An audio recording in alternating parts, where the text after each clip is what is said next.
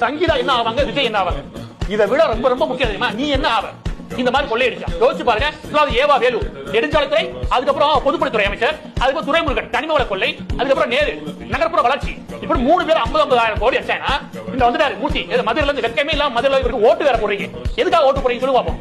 ஆர்கனைஸ்டா கொள்ளையடிக்கிறதுக்கா? 65,000 கோடி இந்த நாட்டை விட்டு போயிருக்கோம். இந்த 4 பேர் சேர்ந்து 4 அமைச்சர் சொல்லிடுவோம். இன்னும் எல்லா அமைச்சரும் சொல்லிடுறேன்.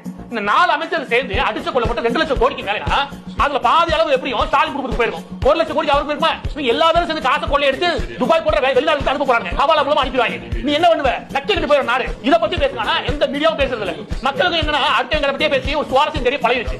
இதனால ஏதாவது பிரயோஜனம் சொல்லுவோம். 10 பைசா பிரயோஜனம் கிடையாது. 10 பைசாக்கு பிரயோஜனம் ஒரு விஷயத்தை பேசிட்டீங்க. நீ பேச வேண்டிய திருத்த வேண்டிய விஷயம் ஒண்ணு இருக்குது. அதுல கவனம் செதறி இந்த பக்கம் திருப்பி திமுக எவ்வளவு பெரிய ராஸ்கலா இருப்பான்.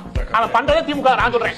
ஆனா நீ விழிப்புணர்வு ஆக வேண்டியது. இதுக்கு மேல நீங்க விட்ட அடுத்த 5 வருஷம் 10 லட்சம் கோடி கடன் ஆயிட்டு எல்லாம் ஓடி போய் இவன் பிள்ளை குட்டி இவட பேர பிள்ளை எல்லாம் இங்கே இல்ல. எவனும் இங்க இருக்கவும் மாட்டான். எல்லாம் டிஸ்டர்ப் ஆயிடுவா. எல்லாம் வெளியே போயிடுவாங்க. ஏன்னா காசு அடிச்சு வெளியே குடிச்சு வச்சாங்க. நீ இந்த நடுத்தருக்கு வரப்போற.